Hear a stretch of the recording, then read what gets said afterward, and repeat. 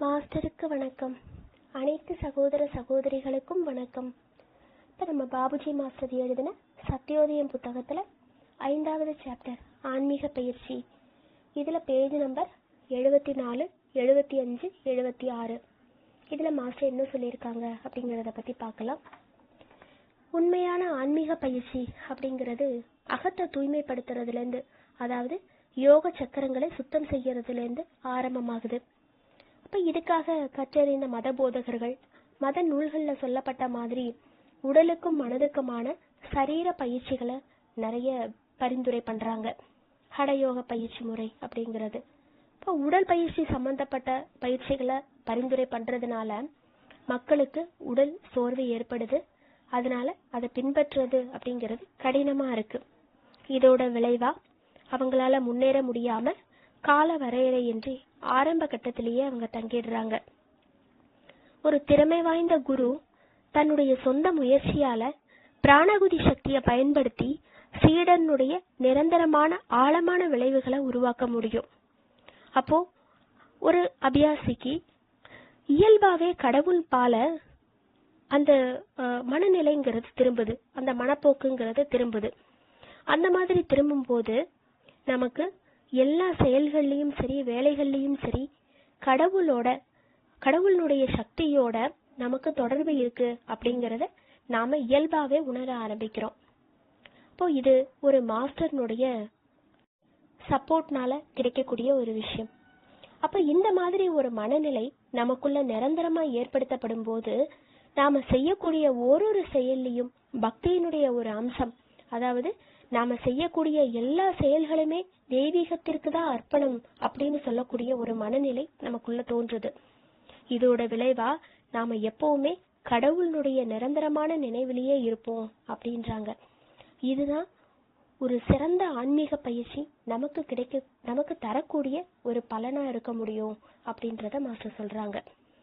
அப்போ இந்த மாதிரி கடவுளுடைய நிரந்தரமான நினைவிலேயே இருந்து நாம அந்த பயிற்சி முறைகளை செய்துட்டு வரும்போது அபியாசி இதயத்தினுடைய உள்துடிப்ப விரைவிலேயே உணர ஆரம்பிக்கிறாரு. இததான் சப்தம் அல்லது அஜபம் அப்படின்னு சொல்றாங்க. இது ஆன்மீக நிலையினுடைய ஆரம்பம் அப்படின்னு சொல்றாங்க. சரியான வழியில, சரியான வழிகாட்டியோட உதவியோட போகும்போது இது தானாகவே வளருது. அதாவது நமக்குள்ள அந்த சுத்திகரிப்பு நடந்து பிராணாகுதி சக்தி கிடைத்து மாஸ்டர்னுடைய உதவியோட நாம சரியான பயிற்சி பண்ணி நம்மளுடைய மனப்போக்குகளை கடவுள் பால திருப்பும் போது, எப்பவுமே கடவுளுடைய நிரந்தரமான நினைவுல நாம இருக்கும் போது இந்த ஆன்மீக நிலையினுடைய ஆரம்பமான அஜப நிலை நமக்கு ஏற்படுது அப்படின்னு சொல்றாங்க. இப்போ அடுத்தது எது அஜபம் அல்ல, எது அஜப நிலை இல்லை அப்படிங்கிறத மாஸ்டர் சொல்றாங்க. இப்ப வெளிமுகமா ஒரு ஜபத்தை ரொம்ப நாளா நம்ம பயிற்சி பண்ணிக்கிட்டே இருக்கும்போது, உதாரணத்துக்கு இப்போ ஓம் அப்படிங்கிற ஒரு மந்திரத்தை எடுத்துக்கலாம். அதை நாம தொடர்ந்து நாம பயிற்சி பண்ணிக்கிட்டே இருக்கும்போது நாம இப்ப தூங்கும் போது சில நேரங்கள்ல அந்த ஜப பயிற்சிங்கிறது நாம கண்டினியூ ஆகிறத நம்ம பார்க்கலாம். அப்போ இது சப்தம் அல்லது அஜபம் அப்படின்னு சொல்லி எல்லாருமே தவறா நினைக்கிறாங்க. இது உண்மை இல்லை அப்படின்றாரு. இப்ப நம்ம கண்டினியூஸா பயிற்சி பண்ணும்போது அவங்களுடைய அந்த இதயமும் நாவும் அதுக்கு பழக்கமாயிடுது. அப்ப அவங்க தூங்கும்போது அவங்க அந்த சுய உணர்வில்லாம இருக்கும்போது இந்த செயல் அப்படிங்கிறது கண்டினியூ ஆகுது, அது அப்படியே தொடருது. அப்ப நாம அந்த பழக்கத்தை கொஞ்ச காலம் நம்ம நிறுத்திட்டோம் அப்படின்னா இதுவும் சேர்ந்தே நின்னுடும். இப்ப இது பழக்க தோஷமே தவிர இது உண்மையான அஜப நிலை அல்ல அப்படின்னு சொல்றாரு. இப்போ அந்த அஜபம் ஆன்மீக நிலையினுடைய ஆரம்பம் அப்படிங்கிறது நமக்குள்ள வளர ஆரம்பிக்கும் போது அந்த உண்மையான அஜப நிலை அப்படிங்கிறது நமக்குள்ள தானாகவே வளருது. அது வளர ஆரம்பிக்கும் போது, அதாவது அந்த நிலைங்கிறது கடும் உழைப்பினால நிறைய வருடங்கள் அப்படின்னு சொல்லக்கூடிய கடும் உழைப்பினால நிறைய வருடங்கள் நாம கஷ்டப்பட்டு பெறக்கூடிய நிலைதான் ஒரு அஜப நிலை, அந்த ஆன்மீகத்தினுடைய உயரிய நிலை அப்படின்னு நாம சொல்லிட்டு இருக்கோம். ஆனா சரியான பிராணாகுதி பயிற்சி தரப்படும் போது சில வாரங்கள் அல்லது சில நாட்களுக்குள்ளேயே இந்த நிலையை பெறலாம். இது அபியாசியினுடைய ஒரு கேப்பபிள பொறுத்து இருக்கு, அதை உள்வாங்கிக்கூடிய ஒரு திறனை பொறுத்து இருக்கு அப்படின்றதையும் சொல்றாங்க. அப்போ இந்த மாதிரி கிடைக்கக்கூடிய அந்த ஏற்படுத்தப்பட்ட அந்த உள் துடிப்பு அப்படிங்கிறது கொஞ்ச காலம் அந்த இதயத்திலிருந்து ஆரம்பிக்குது. அதுக்கப்புறமா அங்கிருந்து மற்ற சக்கரங்கள் எல்லாத்துக்குமே மெதுவா பரவி கடைசியில சரீரத்தினுடைய ஓரொரு அணுக்கள்லையும் இந்த நிலைங்கிறது பரவுது. அப்படி எல்லா இடத்துலையும் பரவும் போது, ஓரொரு அணுக்கள்லையும் பரவும் போது கிடைக்கக்கூடிய அந்த நிலைங்கிறது அநாகத் அப்படின்னு சொல்றாங்க.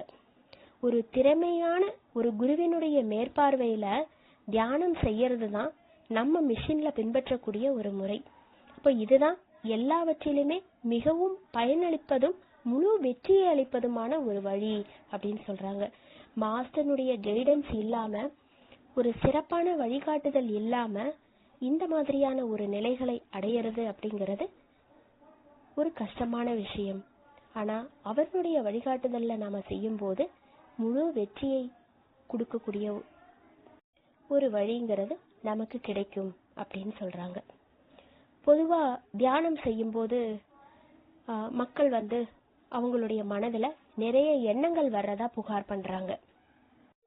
இது அடுத்த விஷயம். எண்ணங்கள் பத்தி மாஸ்டர் சொல்றாங்க. மனதை ஒரே நிலையில நிறுத்தினால் ஒழிய நாம சரியா பயிற்சி பண்ணல, அந்த பயிற்சியில இருந்து நாம தவறிட்டோம், நமக்கு நிறைய எண்ணங்கள் வருது அப்படின்னு சொல்லி புகார் பண்றாங்க. அப்போ அபியாசத்துல இருந்து நாம தவறிட்டோம் அப்படின்னு சொல்லி மக்கள் நினைக்கிறாங்க. ஆனா அது சரியில்லை அப்படின்னு சொல்றாரு. நாம பயில்வது அப்படிங்கிறது தியானம் தானே தவிர மனதை ஒருமுகப்படுத்துறது இல்ல. நாம தியானம் செய்யும் போது நம்மளுடைய மனதுல வரக்கூடிய எண்ணங்களை பொருள்படுத்தாம தியானம் செய்யணும், அந்த தியானத்தை தொடரணும்.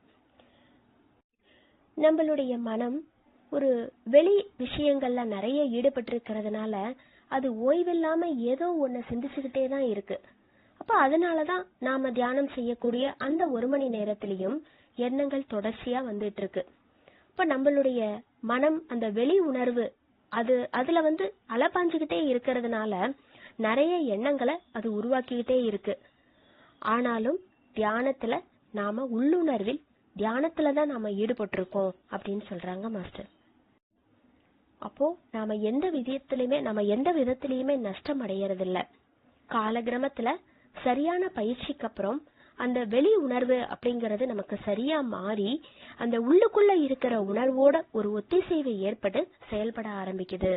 அப்போ இத கண்டினியூஸா நாம பயிற்சி பண்றதின் மூலமா, அந்த எண்ணங்களை நாம கண்டுக்காம விடுறதின் மூலமா ஆட்டோமேட்டிக்கா நமக்கு அந்த உள்ளார்ந்த ஒத்திசைவுங்கிறது நமக்கு ஏற்பட ஆரம்பிக்குது. இப்போ இதனால ஏற்படக்கூடிய அந்த விளைவு, இயல்பா நமக்கு ஏற்படக்கூடிய இந்த விளைவுங்கிறது நிரந்தரமாகவும் ஆழமானதாகவும் இருக்கும். அப்போ கடைசியில அந்த ஆன்மாவினுடைய இயல்பான சுபாவமான அமைதி நமக்கு நிலைநாட்டப்படுகிறது அப்படின்னு சொல்றாங்க. அப்ப அந்த எண்ணங்களோட நாம போராடக்கூடாது, அதை கண்டுக்கவும் கூடாது. அது மாட்டுக்கா வரட்டும். இப்போ ஒரு ஜன்னல் வழியா வந்த ஒரு பறவை இன்னொரு ஜன்னல் வழியா பறந்து போகுது அப்படின்னு மாஸ்டர் சொல்லுவாங்க. அப்ப அந்த மாதிரி நமக்குள்ள நாமளா ஏற்படுத்திக்கிட்ட அந்த எண்ணங்கள் நம்ம கிட்ட இருந்து வெளியில போகுது அப்படிங்கறத நாம நினைச்சுக்கிட்டு தியானத்திலேயே நாம தொடர்ந்து ஈடுபட்டு இருந்தோம் அப்படின்னும் போது ஆட்டோமேட்டிக்கா நமக்குள்ள உள்ளார்ந்த ஒத்திசைவு நமக்கு ஏற்பட ஆரம்பிக்கும் அப்படின்றாங்க. அப்போ இறுதியில அந்த ஆன்மாவினுடைய சுபாவமான அமைதி நமக்கு கிடைச்சிருது. இதற்கு ஒரு கதை ஒண்ணு. புத்தர் தன்னுடைய சீடர்களோட ஒரு பிரயாணம் பண்ணிட்டு இருக்கிறாரு. அப்போ நடுவுல ஒரு ஆத்தங்கரை வருது. அப்போ அந்த நீர்நிலைய பார்த்ததும் அவங்க எல்லாருக்குமே தண்ணி தாகம் எடுக்குது. புத்தர் ஒரு சீடனை கூப்பிட்டு அந்த ஆத்தங்கரையில இருந்து தண்ணி எடுத்துட்டு வர சொல்றாரு. இப்போ அப்பதான் ஒரு மாட்டு வண்டி அந்த ஆத்தங்கரையை கிராஸ் பண்ணி போயிருக்குன்னும் போது அந்த ஆத்தங்கரை ரொம்ப கலங்கலா இருக்கு. அப்போ அந்த சீடன் புத்தர் கிட்ட சொல்றான், ரொம்ப கலங்கலா இருக்கு, இப்ப அந்த தண்ணியை நாம எடுத்து குடிக்கிறோம் அப்படின்னா ரொம்ப அழுக்கா இருக்கும் அப்படின்னு சொல்றாரு அந்த சீடன். அப்ப புத்தர் ஒரு அரை மணி நேரம் கழிச்சு போ அப்படின்னு சொல்றாரு. அவனும் அரை மணி நேரம் கழிச்சு போறான். தண்ணி ரொம்ப சுத்தமா இருக்கு, எடுத்துட்டு வராங்க. அப்போ இதுல புத்தர் சொல்றாரு, இதுல இருந்து உனக்கு என்ன தெரியுது அப்படின்னு சொல்லி கேக்குறாரு. அமைதியா விடும்போது, எல்லாத்தையுமே அதை குழப்பாம அமைதியா விடும்போது தானாகவே அதனுடைய இயல்பு நிலைங்கிறது நிலைநாட்டப்படுது அப்படின்றதுதான் இதனுடைய ஒரு விளக்கமா இருக்கு. நாம எண்ணங்களுக்கு தான் பொதுவா அதிகமா வலு கொடுக்கறோம். ஒரு விஷயம் ஒரு தடவை தான் நடந்திருக்கும், ஆனா அதையே நாம திருப்பி திருப்பி யோசிச்சு அந்த எண்ணங்களுக்கு வலு கொடுக்கும் போது அது இன்னும் ஆழமா பதிவாகிடுது. அப்ப நாம ஒன்னத்தை கண்டுக்காம விடும்போது அது தானாகவே இயல்பா நம்மளை விட்டு மறைஞ்சு போயிடுது. இப்ப இந்த மாதிரிதான் தியானத்துல நமக்கு வரக்கூடிய எண்ணங்களும், அதை நாம கண்டுக்காம விடும்போது ஆட்டோமேட்டிக்கா அது நம்மளை விட்டு போயிடுது. நாம உள்ளார்ந்த ஒரு தன்மையோட ஒரு ஒத்திசைவோட நாம தியானத்தை நம்மளால தொடர முடியும் அப்படிங்கறத மாஸ்டர் சொல்றாங்க. மாஸ்டருக்கு நன்றி. அனைத்து சகோதர சகோதரிகளுக்கும் நன்றி.